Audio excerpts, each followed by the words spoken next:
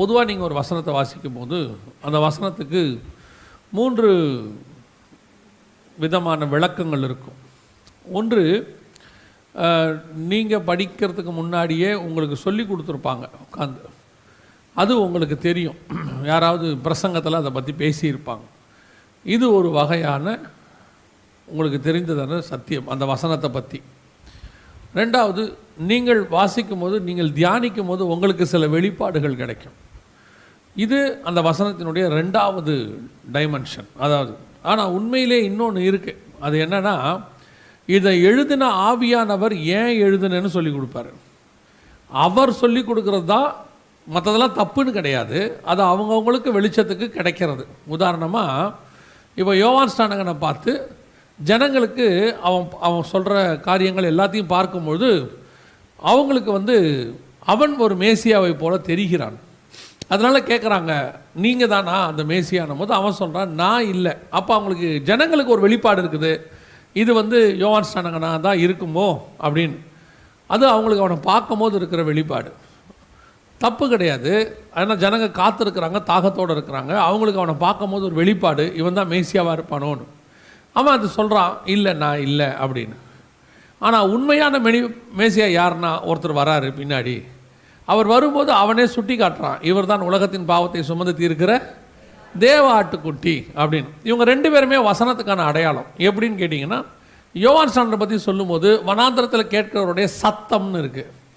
இயேசுவை பற்றி சொல்லும்போது அவர் வார்த்தைன்னு இருக்குது. இப்போ இந்த 2 வார்த்தையும், ஒரு சத்தத்தையும் பார்க்குறாங்க, வார்த்தையும் பார்க்குறாங்க. இந்த சத்தம் ஒருவேளை கர்த்தராக இருக்குமோ அப்படின்னு அவங்களுக்கு ஒரு சந்தேகம். ஆனால் அது அல்ல. இயேசு வார்த்தையாக நிற்கிறார். ஆனால் இவரை பார்த்தா அவங்களுக்கு தெரியல. அப்புறம் இவரே விளக்கி சொல்கிறாரு, யோவான் ஸ்நானகனும் சொல்கிறாரு, நீங்கள் எதிர்பார்த்த அந்த மேசியா இவர் தான்.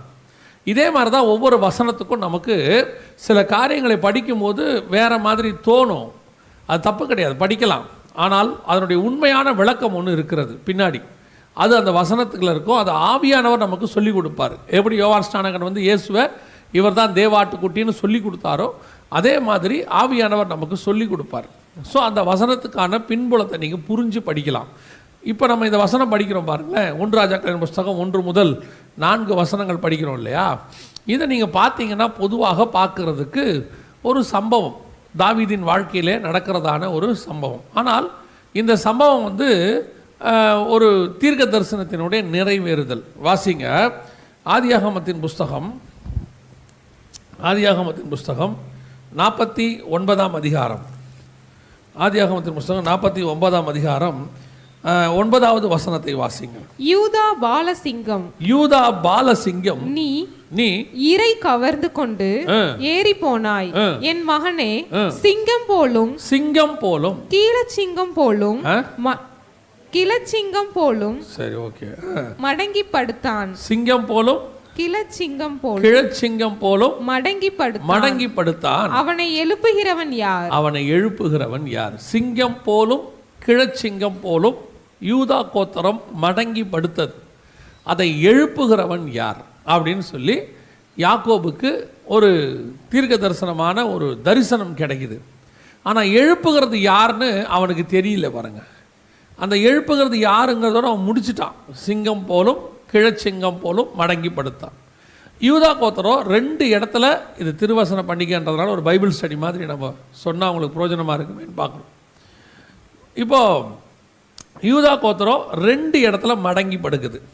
1 ராஜாக்கள் 1ஆம் அதிகாரத்தில் தாவீது மடங்கி படுத்தான். இப்போ இவனை யாருமே எழுப்ப முடியல. வசனம் சொல்லுது, அவனுக்கு அனல் உண்டாகவில்லை, அவனை எழுப்ப முடியல. இது கிழச்சிங்கம் போல, 70 வயசில் தாவீது மடங்கி படுக்கிறான். கிழச்சிங்கம் போல, சிங்கம் போல மடங்கி படுத்தது யார் அப்படின்னு கேட்டிங்கன்னா இயேசு கிறிஸ்து. அவர் தான் சிங்கம் போல, யூதா கோத்திரத்தினுடைய ராஜசிங்கம், யூத ராஜசிங்கம். அவரை சிலுவையில் அறைந்து அவரை கல்லறையில் கொண்டு போய் வச்சாச்சு. சிங்கம் போல அவர் மடங்கி படுத்தார். இவன் கிழச்சிங்கம் போல மடங்கி படுத்தான். இவனை எழுப்புகிறது யார்? அங்கே இயேசுவை எழுப்புகிறது யார்? அதனால தான் வசனம் சொல்லுது, பிதாவாகிய தேவன் மரித்தோரிலிருந்து இயேசு கிறிஸ்துவை உயிரோடு கூட எழுப்பினார், அதற்கு நாங்கள் சாட்சிகளாக இருக்கிறோம் என்று யார் சொல்கிறது? அப்போஸ்தலர்கள் சொல்கிறாங்க. அப்போ இயேசு கிறிஸ்துவை உயிரோடு கூட எழுப்பினார். சிங்கம் போல படுத்த அவரை எழுப்பினார். இந்த வெளிப்பாடு யாருக்கு இல்லை? யாக்கோபுக்கு இல்லை. அதே நேரத்தில் இந்த இடத்துல கிழச்சிங்கம் போல மடங்கி படுத்தான், இவனை எழுப்புகிறவன் யார்? இப்போ நம்ம இந்த ஒரு கேள்விக்கு தான் பதில் பார்க்க போகிறோம். கிழச்சிங்கம் போல மடங்கி படுத்த தாவீது, அதைத்தான் பார்க்க போகிறோம். சிங்கம் போல மடங்கி படுத்த இயேசு, அது வேற ஒரு காரியம்.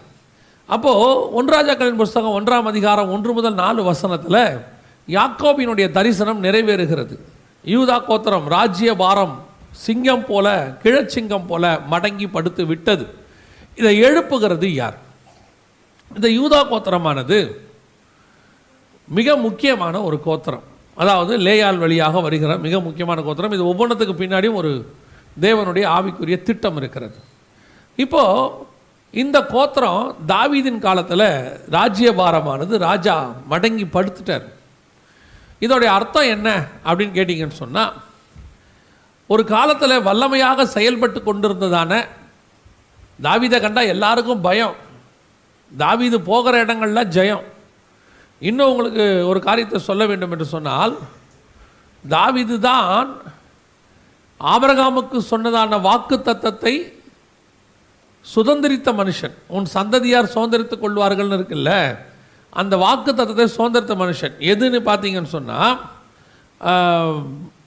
ஆதியாகமத்தின் புஸ்தகம் 15ஆம் அதிகாரம் கடைசி 2 வசனம் வாசிங்க பார்ப்போம். ஆதியாகமத்தின் புஸ்தகம் 15ஆம் அதிகாரம் கடைசி 2 வசனம்.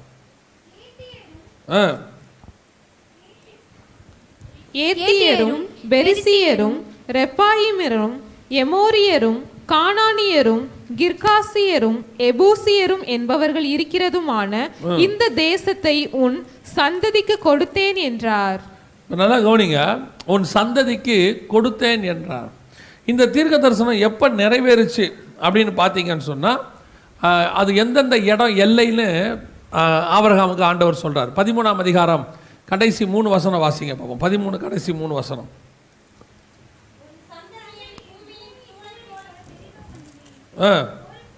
ஒருவன் பூமியின் தூளை எண்ண கூடுமானால் உன் சந்ததியும் எண்ணப்படும். நீ எழுந்து தேசத்தின் நீளமும் அகலமும் எம்மட்டோ அம்மட்டும் நடந்து திரி, உனக்கு அதை தருவேன் என்றார். அப்பொழுது ஆபிராம் கூடாரத்தை பெயர்த்து கொண்டு போய் எப்ரோனில் இருக்கும் மம்ரேயின் சமபூமியில் சேர்ந்து குடியிருந்து அங்கே கர்த்தருக்கு ஒரு பலிபீடத்தை கட்டினான். அங்கே பார்த்தீங்கன்னு சொன்னால் ஒரு ஒரு ஒரு வசனம் இருக்கு.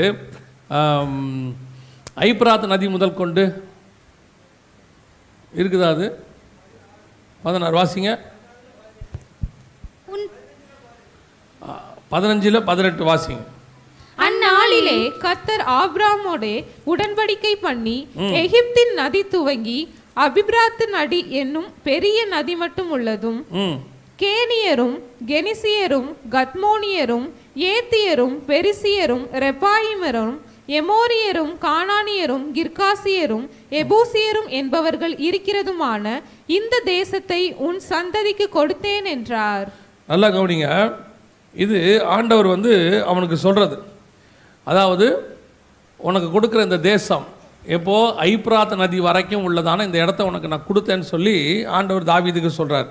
இந்த தீர்க்க தரிசனத்தை நிறைவேற்றினது தாவீது தான். எங்கன்னு வாசிங்க. 1 நாளாகமத்தின் புஸ்தகம் 18ஆம் அதிகாரம் 3வது வசனம் வாசிங்க. 1 நாளாகமம் 18:3 வாசிங்க. சோபாவின் ராஜாவாகிய ஆதாரேசர் ஐபிராத் நதி அண்டையில் தன் இராணுவத்தை நிறுத்த போகிற போது தாவீது அவனையும் ஆமாத்தின் கிட்டே முறியடித்தான். நல்லா கவனிங்க, ஆபிரகாமுக்கு கொடுத்த அந்த ஐப்ராத் நதி கரை என்கிறதான தீர்க்க தரிசன வாக்கு தத்தத்தை நிறைவேற்றின மனுஷன் யாருன்னா தாவீது. இதுக்கு ஒரு காரணம் இருக்கு. ஏன்னா இதுக்கு பின்னாடி இயேசு இந்த இடத்துல ஆளுகை செய்ய போறார். அப்படி ஆபிரகாமுக்கு கொடுத்த ஆசீர்வாதங்களை வேற யாருமே சுதந்திரிக்கல. ஏன் சுதந்திரிக்கல அப்படின்னு கேட்டிங்கன்னா, நடுவில் யோசுவா காலத்தில் கூட இவங்க தேசத்துக்கு வந்துடுறாங்க. ஆனால் யோசுவா திருப்பி சொல்வார், நீங்கள் சுதந்திரிக்க வேண்டிய தேசம் இன்னும் பெருசாக இருக்கிறது, விசாலமாக இருக்கிறது. ஆனால் யாருமே சுதந்திரிக்கல. அதை சுதந்திரித்த ஒரே ஆள் யாருன்னு கேட்டிங்கன்னா தாவீது தான் சுதந்திரிக்கிறார். அப்படிப்பட்ட தாவீதின் ராஜ்யபாரம் இது தேவனுடைய தீர்க்க தரிசனம் அல்லது தேவனுடைய தரிசனம், இயேசு கிறிஸ்துவுக்கு முன்மாடல். அப்படி வரக்கூடிய தாவீதானவன் மடங்கி படுத்தான். எப்பேற்பட்டதான ஒரு ராஜ்யபாரம் பாருங்க.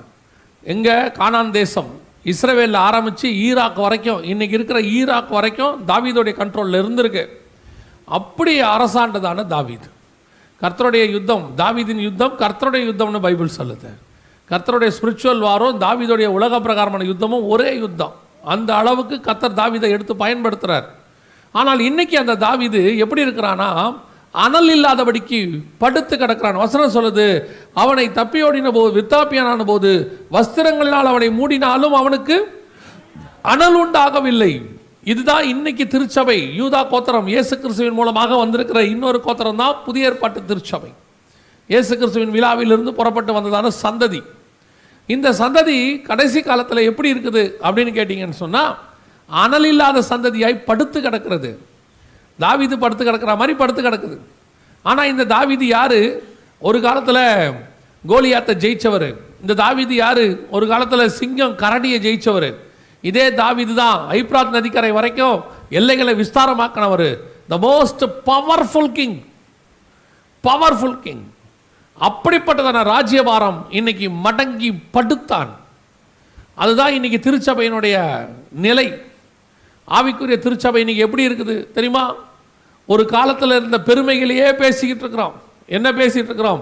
பவுல் அப்படி செய்தார், ஸ்தேவான் இப்படி செய்தார், யோவான் இப்படி செய்தார், வேதாகமம் அப்படி சொல்லுகிறது. உண்மை. இன்னைக்கு சபையினுடைய நிலைமை என்ன? இன்னைக்கு ஆவிக்குரிய சபையினுடைய நிலைமை என்ன? எங்கள் தாத்தா காலத்தில் அப்படி செஞ்சாங்க, அப்பா காலத்தில் அப்படி செஞ்சாங்க, ஏன் காலத்தில் என்ன செஞ்சாங்க? அதுதான் கேள்வி. நான் என்ன செஞ்ச ஆண்டவருக்கு? இன்னைக்கு நிறைய திருச்சபைகள் அனல் இல்லாதபடிக்கு படுத்து கிடக்கு. ஆனால் ராஜ்யபாரம் இருக்கு. ஆனால் ராஜா தான், தாவீதுக்கு பேரு ராஜா தான், எந்த மாற்று கருத்தில். வசனம் சொல்லுது, தாவீது ராஜா மடங்கி படுத்தான். இன்னைக்கு ஆவிக்குரிய திருச்சபைகள் இப்படித்தான். ஒரு ஒரு காலகட்டத்திலையும் திருச்சபைகள் மடங்கி படுக்கும். நீங்கள் சரித்திரத்தை எடுத்துக்கிட்டிங்கன்னா, முதல் 2-3 நூற்றாண்டுகளுக்கு சபை நல்லா இருந்துச்சு. 3வது 4வது நூற்றாண்டில் கான்ஸ்டன்டைன் மன்னன் காலத்தில் சபை மடங்கி படுக்க ஆரம்பித்தது. அதோட மார்ட்டின் லூத்தர் வர வரைக்கும் சபையில் அனல் கிடையாது, மடங்கி படுத்து கிடந்துச்சு. ஒரு மனுஷனை கர்த்தர் எழுப்புகிறார், மார்ட்டின் லூத்தர்னு. அந்த மனுஷன் எழும்பி மிகப்பெரிய எழுப்புதலுக்கு காரணமாக இருந்தார். அதற்கு பிறகு 400 வருஷம் சபை மீண்டும் மடங்கி படுத்துருச்சு, அனல் இல்லாமல் போயிருச்சு. அப்போ தான் ஆண்டவர் அசூசா ஸ்ட்ரீட்டில் பெந்தகோஸ்தே இயக்கத்தினுடைய மிகப்பெரிய எழுப்புதலை உருவாக்குகிறார். இப்போ திருப்பியும் 120 வருஷம் ஆகிப்போச்சு. மீண்டும் சபை அதே நிலைமைக்கு வந்து விட்டது. மீண்டும் அனல் இல்லாத நிலைமை, படுத்து கிடக்குது. வசனம் கேட்குது, இவனை எழுப்புகிறவன் யார்? ஒரு காலத்தில் நான் சிங்கத்தை ஜெயிச்சது உண்மை, ஒரு காலத்தில் கரடியை ஜெயிச்சது உண்மை, கோலியாத்தை ஜெயிச்சது உண்மை. ஆனால் இன்னைக்கு நிலைமை என்ன? நிறைய ஊழியங்கள் படுத்துருச்சு, நிறைய ஊழியர்கள் படுத்து விட்டார்கள். இன்னைக்கு கர்த்தர் இந்த அனலை உண்டாக்குறதுக்கு ஒரு ஆளை தேடிக்கிட்டு இருக்கிறார் பாருங்க. கர்த்தர் தேடுற ஒரு ஆள், இந்த அனல் உண்டாக்குற ஒரு ஆள் இப்போ வேணும். இன்னும் பழம்பெருமைகளே பேசிக்கிட்டு, பழைய சாட்சிகளையே சொல்லிக்கிட்டு, சாட்சியை சொல்கிறது தப்பு கிடையாது, அதன் வழியாக நாம் என்ன செய்கிறோங்கிறதா கேள்வி. பழைய பாட்டை பாடுறது தப்பே கிடையாது, ஆனால் அந்த பாட்டில் உள்ளதான ஆவி நமக்குள்ளே வருதாங்கிறதா முக்கியம். வெறும் புகழ்ச்சி, அது அப்படி இருந்துச்சு, இது இப்படி இருந்துச்சு, ஒரு பேச்சோட சரி. இன்றைக்கி என்ன, நிறைய பேர் படுத்துட்டாங்க, நிறைய பேர் படுத்துட்டாங்க. இன்றைக்கி ஆண்டவர் சொல்கிறாரு, எனக்கு திருச்சபைக்கு அனல் உண்டாக்குற ஒரு ஆள் வேண்டும். லவோதிக்கேயா சபையை பார்த்து கர்த்தர் சொல்கிறாரு, அனலும் இல்லை குளிரும் இல்லை. ஆண்டவர் சொல்கிறாரு, வஸ்திரத்தை வாங்கிக்கோ. இங்கே எந்த வஸ்திரம் போட்டு மூடினாலும் என்ன இல்லையாமா, அனல் உண்டாகவில்லை. சில சபைகள்லாம் பார்க்கும்போது, பாஸ்டர் நேற்று இன்றைக்கி பேசிகிட்டு இருந்தோம், வசனம் சபைக்குள்ளே எவ்வளோ நல்லா போயிட்டு இருக்குது அப்படின்னு. சில இடங்கள்லாம் வசனம் போகாது, அப்படியே ஒரு மாதிரி கட்டின இருதயம். ஆண்டவரே சொல்கிறாரு பாருங்க, 4 வகையான நிலம் இருக்குதுன்னு சொல்லி. அந்த மாதிரி தான் இன்றைக்கும் சபை 4 வகை இருக்குது. இந்த 4 வகையான சபையில் நல்ல நிலம் குறைவாக மாறிடுச்சு. வசனம் போகிற சபை நிறைய கற்பாறை, உள்ளுக்குள்ளே போக மாட்டேங்குது வசனம்.